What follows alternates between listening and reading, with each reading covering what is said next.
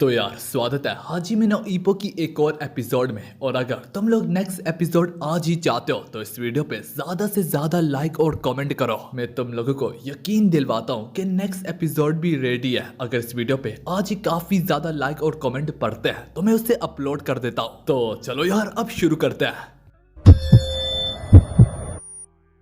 तो यार हमारी एपिसोड की शुरुआत वहीं से होती है जहां पे अलेक्जेंडर वोग ईपो से गजियल पंच खाने के बाद अपने घुटनों पे दोबारा से बैठ जाता है। ईपो माकानोची अपने इनिशियल कॉर्नर में खड़ा होता है। अब तो खड़ा क्या बल्कि बस वो भी गिनने को जा रहा होता है। अलेक्जेंडर वोग ईपो माकानोची को अपनी नजरों के सामने खड़ा देख के अपने मन में सोचने लगता है ईपो माकानोची भी अपनी लिमिट पे है और अगर वो खड़ा है तो मैं भी खड़ा होके रहूंगा। ये सोच के अलेक्जेंडर वोग मेहनत करके हिम्मत करके दोबारा से उठने को जा रहा होता है। पूरी की पूरी ऑडियंस हाइप पकड़ती जा रही होती है। अलेक्जेंडर वोग धीरे धीरे करके अपने हाथों को उठा के अपना स्टैंस लेने लगता है और वो अपने मन में खुद से सवाल पूछता है, मेरी माँ ये मेरे मन में थोड़ी सी खुशी क्यों है। अलेक्जेंडर वोग थोड़ा और सोचता है और सोचते सोचते उसे जवाब मिलता है कि आखिर कहीं ना कहीं पे अब उसे भी बॉक्सिंग खेलने में मजा आने लगा है, जबकि पहले वो बॉक्सिंग को पसंद नहीं करता था। रेफरी 8 तक गिन ही चुका होता है तो रेफरी उसे यूं खड़ा देख के उसे पूछने लगता है, क्या तुम लड़ सकते हो अलेक्जेंडर वोग। इससे पहले अलेक्जेंडर वोग इसका जवाब दे भी पाता कि उसका बैलेंस बिगड़ता है और वो दोबारा से नीचे गिर जाता है। उसकी ये हालत देख के रेफरी 8 से दोबारा से गिनना शुरू करता है और इसी तरह काउंटडाउन कंप्लीट हो जाता है और अलेक्जेंडर वोग उठ ना पाता। इसी वजह के कारण ईपो माकानोची ये हारा हुआ मैच भी जीत जाता है। ईपो माकानोची के चाहने वालों को ये देख के काफी ज्यादा खुशी होती है और सबसे बढ़ के ईपो माकानोची को खुद ही खुशी होती है।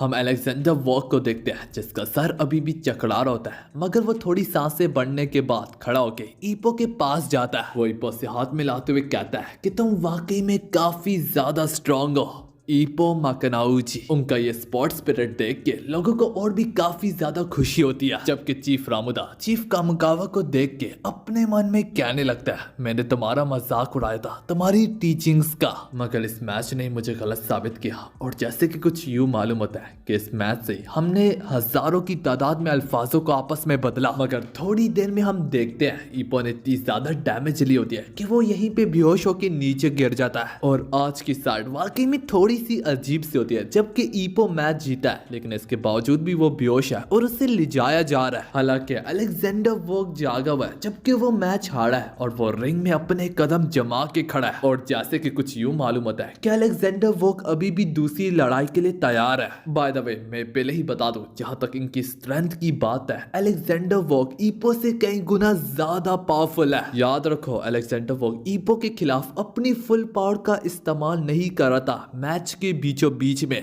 और जब तक अलेक्जेंडर वोग को अपनी गलती का एहसास हुआ और वो अपनी फुल पावर का इस्तेमाल करने भी लगा तो तब तक थोड़ी सी देर हो चुकी थी। वो ऑलरेडी काफी ज्यादा डैमेज ले चुका था जिस वजह से उसकी बॉडी स्लो हो गई थी। खैर यार ईपो की जीत के बाद ताकामुरा भी कमेंट्री के दौरान ही काफी ज्यादा एक्साइटेड हो जाता है और वो दाते से कहने लगता है, हमने शर्त रखी थी अब मुझे पैसे दो। लेकिन उसका ध्यान जूजू दाते की सीट पे पड़ता है। वो सीट तो पूरे तरीके से खाली होती है, दाते तो भाग ही गया होता है। इससे पहले कहानी दाते पे जाती है और उसके चेहरे पे भी ईपो को लेके एक मामूली सी मुस्कुराहट होती है। दाते अपने मन में कहने लगता है, ईपो माकानोची तो तुम वाकई में मेरे तक पहुंच ही गए मेरे टाइटल और मेरी बेल्ट को छीनने के लिए, मगर मेरा भी तुमसे वादा है कि तुम मुझसे टाइटल छीन के चैंपियन नहीं बन सकते। ये वादा है मेरा तुमसे ईपो माकानोची। दाते ईपो के गजियल पंच के खिलाफ जाने के लिए काफी ज्यादा एक्साइटेड होता है। वो तो मरता चला जा रहा होता है ईपो से लड़ने के लिए। हमें 3 दिन के बाद दिखाया जाता है जहाँ पे ईपो अभी तक हॉस्पिटलाइज हुआ होता है। ईपो की हालत पिछले 3 दिनों से सख्त खराब थी और ऊपर से उसे तेज बुखार भी था। ईपो की मदर उसके सहारे पे बैठी होती है, उसके चेहरे पे एक मुस्कुराहट सी होती है। उसे यहाँ पे उमेजावा की बात याद आती है जहाँ पे उमेजावा ने ईपो की मदर को बताया होता है कि ईपो जल्दी चैंपियन बनने को जा रहा है अगर वो दाते के खिलाफ जीत गया। जापान में बॉक्सिंग की दुनिया दुनिया में जापान के हर एक फैन के दिल में ईपो का राज है। बॉक्सिंग देखने वाला हर बच्चा ईपो का नाम पुकार रहा है। बेसिकली ईपो बिल्कुल एक हीरो की तरह बन गया। ईपो की मदर कहने लगती है, जो तुम्हारी खुशी है बेटा उसी में मेरी खुशी है, पर फिलहाल तो तुम्हारा ये चेहरा देख के मुझे काफी दुख हो रहा है। थोड़ी ही देर में यहाँ पे वर्ग आता है और वो ईपो की मदर को बताता है कि मैं ईपो से मिलने आया हूँ। वो ईपो की मदर को थोड़ा सा परेशान पाता है। वो उसे देख के माफी मांगता है कि आपके बेटे का हाल ये मैंने किया, मुझे माफ कर दीजिएगा। उसकी मदर उससे कहती है, अरे बेटा कोई बात नहीं। वो उसे बिठाती है और उसके लिए फ्रूट को काटने लगती है। ईपो माकानाउची की मदर को यूं काम काज करता देख के वो को यहाँ पे अपनी मदर की याद सिताने लगती है। हम वो की आंखों में, उसके मासूम चेहरे में दोबारा से दुख देखते हैं। वो परेशानी सी देखते हैं। वो बेचैन सा होने लगता है। उसका दिल बैठा जा रहा होता है, जैसे कि वो अंदर से झंझोड़ने लगता है। वो अपने मन में काफी दुख भरे अंदाज से कहने लगता है, हाय मेरी काश कि मेरी माँ भी ठीक होती, वो मेरे लिए भी फल को काट पाती। उसकी मदर कैंसर की सीरियस पेशेंट होती है और शायद से जल्दी मरने को भी जा रही होती है। ये चीज डॉक्टर ने वॉक को बताई होती है। वॉक इस दर्द से अब रोजाना जीता है कि शायद आज मेरी माँ वाकई में मर जाएगी। वॉक इसी सोच से, इसी गम से मारा जा रहा होता है और वो सोचता है कि काश एटलीस्ट मुझे ये तो ना मालूम होता कि मेरी माँ मरने वाली है। अब रोजाना मैं खुद को तैयार रखता हूँ कि कब किसी भी लम्हे में मेरी माँ की सांसें खत्म हो सकती है। वो एप्पल को चखते हुए ईपो की मदर से बोलता है, इसका स्वाद काफी ज्यादा स्वीट है, शायद से आपने इसे अपने हाथों से काटा है, बिल्कुल मेरी माँ की तरह। वो के चले जाने के बाद कुछ देर बाद ईपो माकानाउची को भी होश आ जाती है। उठते सारे ईपो माकानाउची ताकामुरा, ओकी, किमुरा की गैंग को अपने सामने पाता है। ईपो की मदर उससे बताती है कि ये तीनों की तीनों रोजाना तुम्हें देखने आते थे। हम देख पाते हैं ताकामुरा की गैंग आपस में डिस्कशन कर रहे होते हैं। वो लोग आपस में फुसफुस करते हुए कहते हैं कि नर्स का आने का वक्त हो गया। अब जो नर्स ईपो के चेकअप के लिए डेली आती है वो काफी ज्यादा जवान होती है और इसके साथ ही साथ खूबसूरत भी। ये सब देखने के बाद ही तब कहीं जाके ईपो माकानाउची को एहसास होता है कि हाँ यार, ये साले मेरे लिए नहीं बल्कि इस नर्स के लिए आते हैं। यूं ही नर्स जूजू रूम से निकल के जाने ही लगती है कि ताकामुरा उसे रोकते हुए कहता है कि हमने जो ब्लाइंड डेट की बात की थी तुमने उसके बारे में क्या सोचा। वो नर्स काफी ज्यादा शर्माते हुए कहती है कि हाँ, मैंने अपने दोस्तों से भी बात किया कि हम लोग प्रोफेशनल बॉक्सर्स को डेट करेंगे। ये सुनते सारी मेरी सारी की सारी दोस्त काफी ज्यादा खुश हुई थी और वो नर्स उन्हें बताती है कि हम तो तैयार हैं तुम लोगों को डेट करने के लिए। और ये सुनते सारी ताकामुरा की गैंग खुशी से पागल हो जाती है। इसके साथ ही साथ रेको नर्स उन्हें ये भी बताती है कि ईपो को भी जरूर लाना,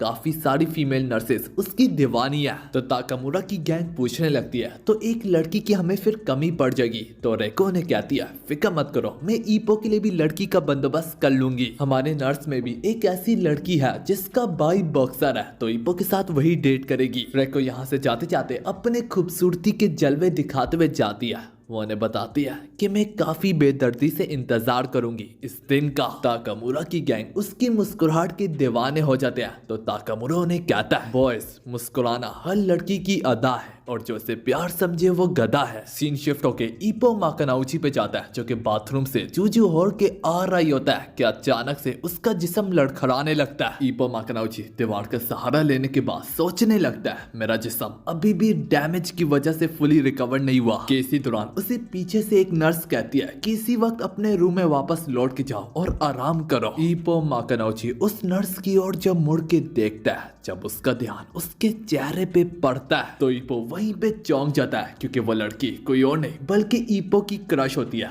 हाँ, वही क्रश जो कि बेकरी में काम करती होती थी, जो कि हमेशा से ईपो के करीब में साइकिल से गुजरा करती थी। ये वही लड़की है। ईपो की क्रश ईपो से कहने लगती है, वाकई में काफी वक्त हो चुका है हमारी मुलाकात को, क्या तुम मुझे जानते तो हो ना। ईपो इतना ज्यादा अंदर से खुश होता है कि उसके मुंह से कोई अल्फाज तक नहीं निकल रहे होते। तो आगे से ईपो की क्रश उसे माफी मांगते हुए कहती है, माफ करना, मेरे ख्याल से तुम मुझे भूल चुके हो, मुझे तुम्हें यूं नहीं रोकना चाहिए, तुम जाके आराम करो। लेकिन इसके बाद ईपो तुरंत से इनकार करते हुए कहता है, नहीं, मैं तुम्हें जानता हूँ, तुम माशिबा की छोटी सिस्टर हो। ईपो की क्रश भी उससे बताती है कि मैं भी तुम्हें नहीं भूली। तो ईपो अपने मन में कहने लगता है, जाहिर सी बात है, मैंने तुम्हारे भाई को जो इतना ज्यादा मारा था, तुम तो मुझसे काफी ज्यादा नफरत करती होगी।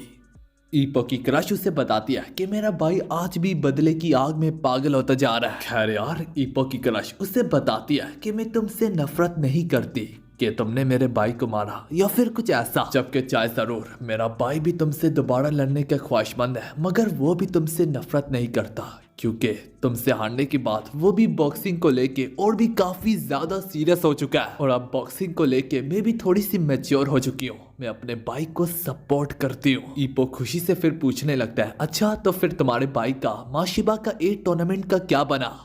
तो ईपो की क्रश भी उससे बताती है कि हाँ मेरा भाई जीत गया, जो सुन के ईपो उसकी खुशी में काफी ज्यादा खुश होने लगता है, ये जानते हुए भी कि ओगी और किमुरा भी एक टूर्नामेंट में पार्टिसिपेट कर रहे थे और बदकिस्मती से वो बेल्ट को पाने में नाकाम हो गए थे, जबकि माशिबा उस बेल्ट को पाने में कामयाब हो गया। खैर यार, ईपो की क्रश उसे ये भी बताती है कि मैं तुम्हारे बारे में सुनती रहती हूँ कि तुम कैसे जख्मी हो जाते हो हर लड़ाई के बाद, और चूंकि वो ईपो से मिलने के बाद इस कदर जज्बात में होती है, वो काफी ज्यादा खुश होती है कि वो कहां से कहां निकल जाती है, उसका ध्यान तक नहीं जाता। वो ईपो को बताती है कि वो ईपो को काफी ज्यादा मिस करती है। अब ये सुन के ईपो भी थोड़ा सा कंफ्यूज हो जाता है। अब उसकी क्रश को भी होश आती है कि मैंने ये क्या बोल दिया। वो काफी ज्यादा ब्लश करते हुए यहाँ से दौड़ जाती है। अब इसी के साथ हमारी ये वाली एपिसोड यहाँ पे खत्म होती है।